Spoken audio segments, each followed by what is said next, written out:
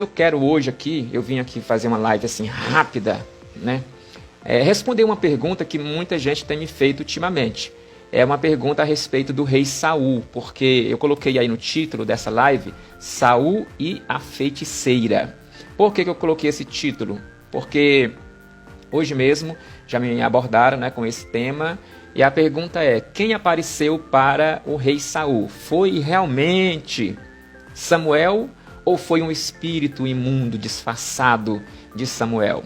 Quando os filisteus se levantaram contra Israel, Saul, ele fez uma coisa legal, uma coisa bem bacana, né? Eu creio que todo mundo faz isso também, buscar a Deus. Saul foi orar a Deus, pedir a Deus para que falasse com ele a respeito da nação dos filisteus, se ia ou não ia vencer, como é que ia acontecer.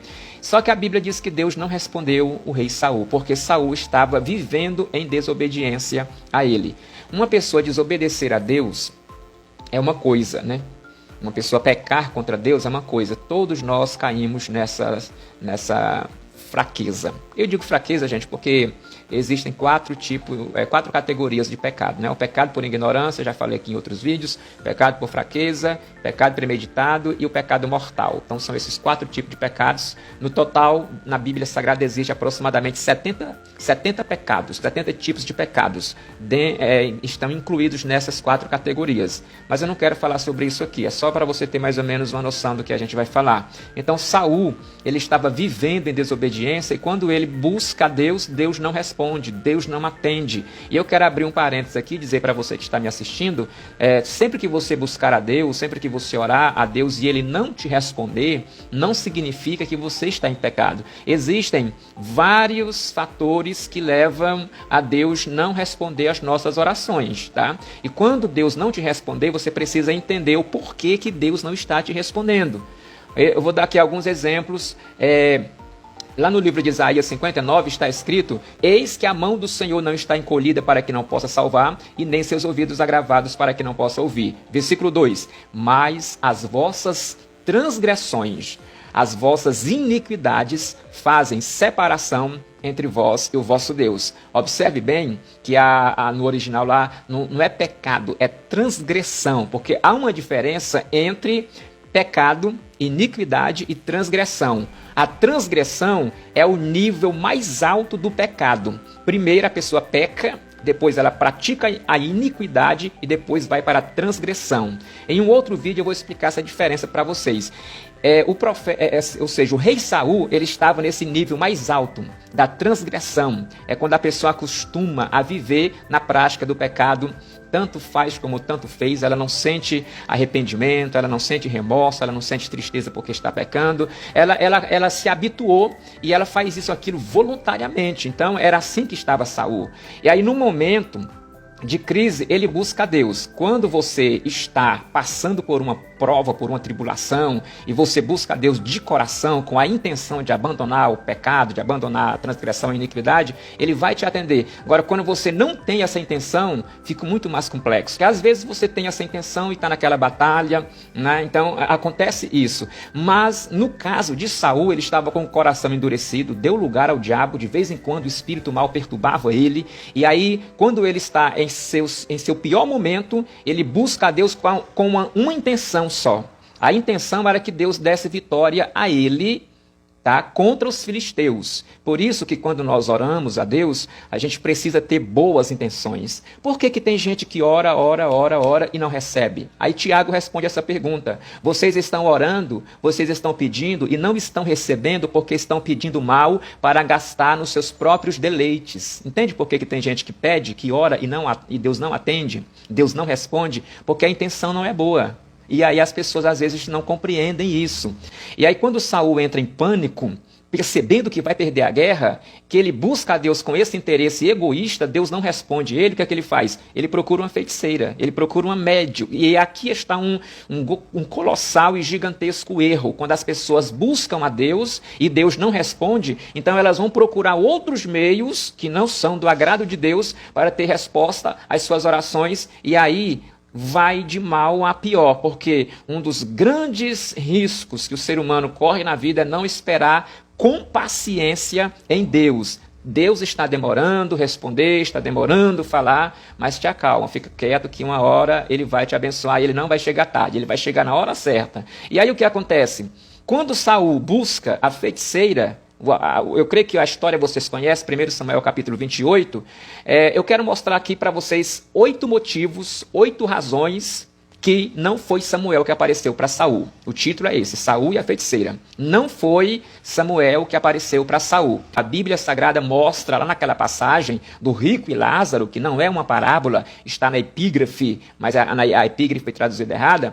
No texto original não foi uma parábola, foi uma história real. E quando quando o rico diz para Abraão assim, pai Abraão, manda que algum dos mortos volte à terra e fala para os meus irmãos se arrependeram dos seus pecados para não vir para o inferno, porque era como se o rico dissesse assim, quando eu estava na terra, eu não dava nem moral para essa questão de céu e inferno. Para mim, quando a pessoa morria, acabava tudo, não existia inferno, não existia céu, morreu, acabou. Mas agora, como eu estou aqui no inferno, eu sei que o inferno existe, ele é real, e eu não quero que os meus irmãos venham para cá, eu queria que o Senhor mandasse alguém para falar para os meus irmãos não vir para cá também, se arrepender dos seus pecados. O que Abraão responde? Abraão diz assim, olha, se eles lá não acreditam nem nos profetas, não acreditam na lei, não acreditam nos pregadores que estão anunciando a palavra, imagina sair alguém aqui dentre os mortos e falar para eles. Com certeza eles não vão acreditar, né? Então, infelizmente, pessoal, tem muitas pessoas que a ficha só vai cair quando estiverem lá no inferno, queimando em chamas, porque elas pensam que inferno é aqui na terra. Tem gente que pensa que o inferno é um lugar transitório, onde as pessoas irão sofrer por um determinado tempo e depois vão sair de lá, né, e vão para o céu. Outras pessoas pensam que vão para o inferno e lá serão aniquiladas, vão sofrer por um determinado tempo, depois vão ser incineradas.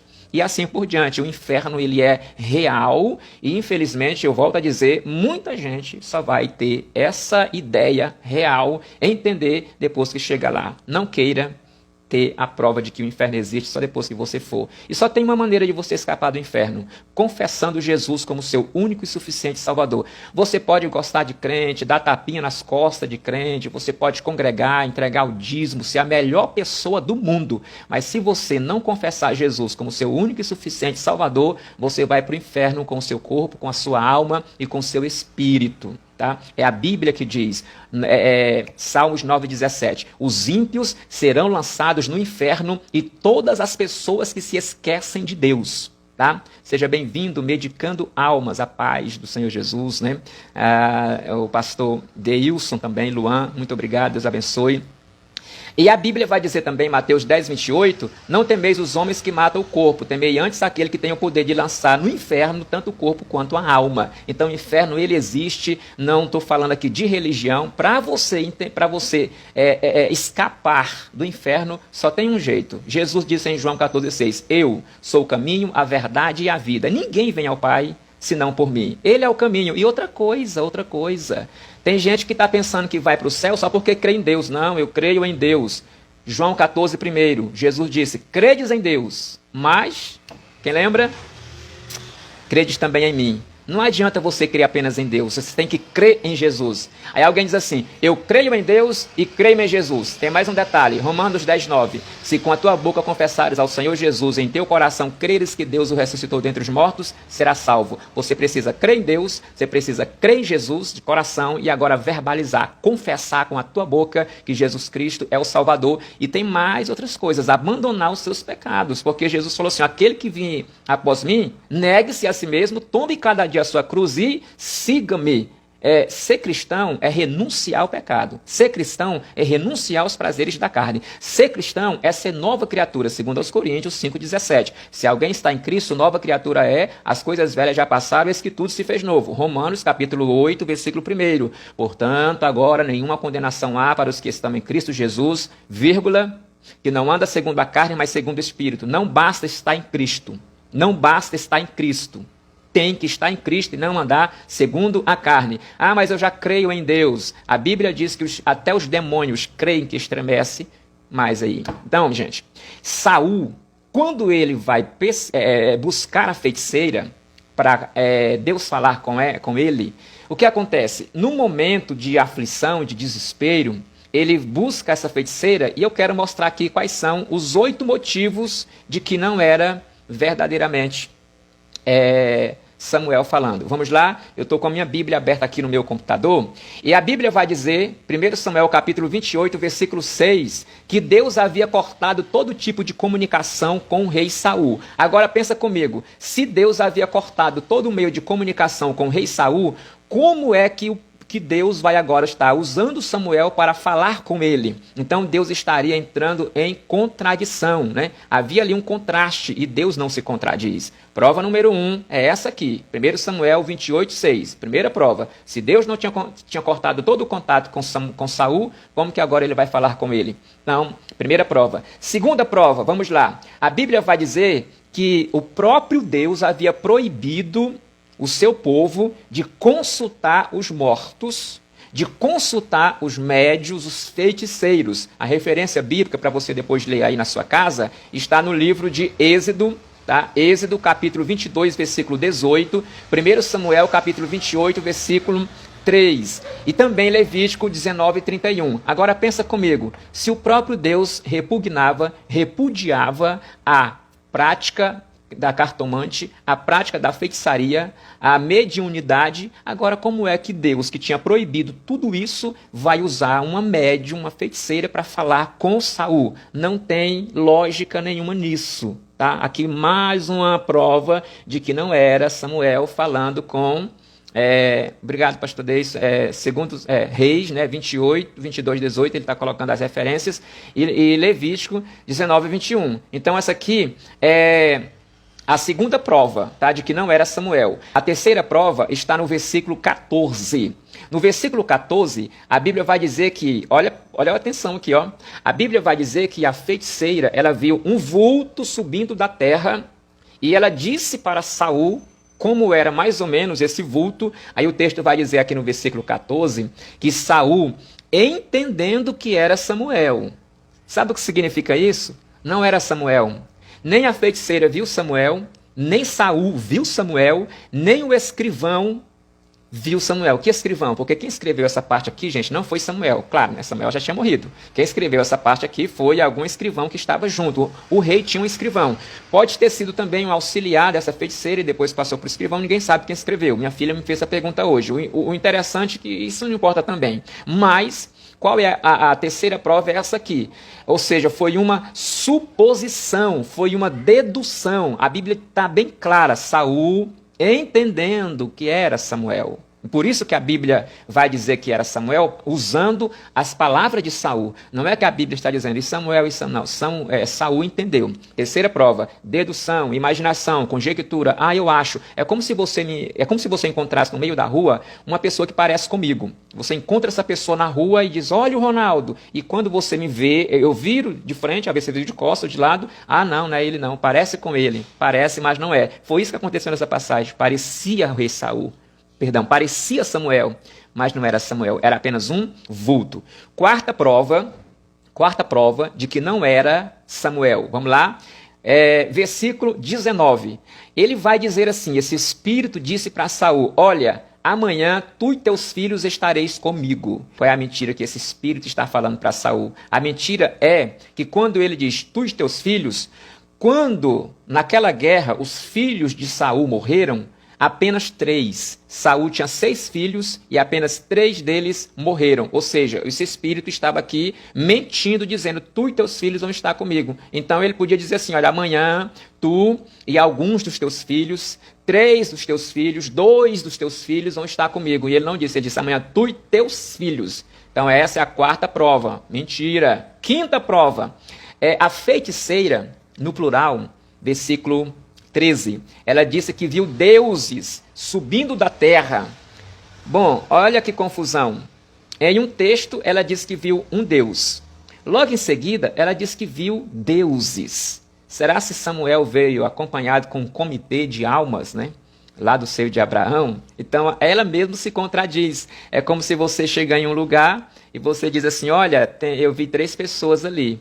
E aí você olha de novo, não, eu acho que são 4. Aí você dá uma olhada, coloca aqui um binóculo, Não, é só duas, e fica naquela dúvida. Então está bem claro aqui que nem ela tinha certeza se era uma ou duas pessoas. Ela viu um vulto ou vários vultos. Então essa é a quarta prova de que não era Samuel. Quinta prova de que não era Samuel, aqui vai dizer no versículo 19 ainda. Olha aqui, ó, como esse espírito era mentiroso. Ela vai dizer que o rei Saul, ou seja, ele vai dizer que o rei Saul, no dia seguinte, seria morto pelas mãos dos filisteus. E todo mundo sabe que Saul, ele cometeu suicídio. Ele pegou a própria espada e lançou-se sobre ela. Então, mais uma mentira desse espírito imundo. Gente, todas as falas desse espírito aqui são falas mentirosas. Porque lá em João 8,44, Jesus diz que o diabo é o pai da mentira. É o pai da mentira. Então, por isso que ele está mentindo aqui o tempo todo. Como o rei Saul estava longe da presença de Deus, sem discernimento nenhum, então ele estava acreditando praticamente em tudo. Realmente aqui é o profeta Samuel. Tá? Então, mais uma prova de que não era. A outra prova aqui, ele diz assim, ó, amanhã você vai ser morto. Sabe quantos dias Saul morreu? 3 dias depois. Ou seja, mais uma mentira aqui desse espírito dizendo que no dia seguinte Saul iria morrer. Então, quando você pega... Porque o segredo da Bíblia é você ler com calma, em oração, no espírito, para você não cair na tentação de interpretar o seu bel prazer ou da forma que você está lendo sem pedir uma direção do Espírito Santo. Então, todas essas referências que eu passei aqui, eu quero deixar para você depois verificar na sua Bíblia, porque o bom da vida cristã é você ouvir o Ronaldo falando, ouvir o seu pastor falando, assistir um vídeo na internet de alguém falando e depois você ir lá na Bíblia conferir para ver se realmente é assim. Os bereanos faziam isso. Né? Quando Paulo pregou, quando Paulo terminou o culto ali, vamos conferir na Bíblia para ver se esse negócio aqui que Paulo está falando tá certo. Então, o que eu estou falando aqui, você vai pesquisar depois. Aí o que acontece? Qual é a prova? Eu concluí essa parte aqui. Qual é a prova de que alguém que morreu não volta para cá? Eu mostrei uma. Alguém lembra aí? Rico e Lázaro. Segunda prova. Eclesiastes capítulo 9, versículo 4 e 5. Lá vai dizer que há mais esperança para um cão vivo do que um leão morto. Porque no versículo 5 vai dizer o quê? Vai dizer que os mortos não têm parte com coisa alguma do que se faz debaixo do sol, porque até a sua memória ficou entregue ao esquecimento, os seus sentimentos, vai falando. Só que a palavra-chave desse texto é debaixo do sol. Debaixo do sol significa em cima da terra, ou seja, todas as pessoas que estão aqui em cima da terra, quando elas morrem, que vão aqui para baixo, aí o que Salomão está dizendo? Elas não têm parte nenhuma no que acontece aqui em cima, ok? Elas estão aqui embaixo, porque a Bíblia diz que o caminho do justo é para cima, para que ele se desvie do inferno que está para baixo. Então as pessoas estão aqui em cima da terra, ou seja, embaixo do sol. Morreu sem Jesus, sem Cristo, foi para o inferno, foi para baixo. Inclusive sentindo todas as sensações que elas tinham aqui na terra. Porque o que foi para o inferno foi a alma. E todo mundo sabe que a sede das nossas emoções é a nossa alma. Por isso que quando a pessoa vai para o inferno, ela sente todas as emoções ainda lá. Por isso que essa doutrina, que é uma doutrina espiritista, de que as pessoas que morreram voltam para cá, é antibíblica. Essa ideia também de reencarnação não existe. Eu nem ia falar sobre isso, mas é só para você entender, não existe reencarnação, é uma ideia mirabolante, uma ideia doida, né, que criaram, inventaram aí, na reencarnação eu era isso, mas já na frente, quem sabe a gente vai se encontrar. Não existe. O que existiu foi encarnação do Filho de Deus, que o Verbo se fez carne e habitou entre nós, ok? Bom, é isso, gente. O pastor... Daí se pediu para deixar salva, né? Glória a Deus. Eu vou deixar salva aqui essa live, tá bom? Caso alguém tenha algum outro tema que você queira uma explicação, deixa aí. Deixa aí que eu vou anotar o seu tema e depois fazer uma outra live. O Deison colocou aqui, suicídio, tema bom, pastor. Tem um conteúdo muito bom. Tá bom, vou encerrar aqui. Vamos falar um pouco sobre suicídio. Deus abençoe, estamos juntos, um abraço.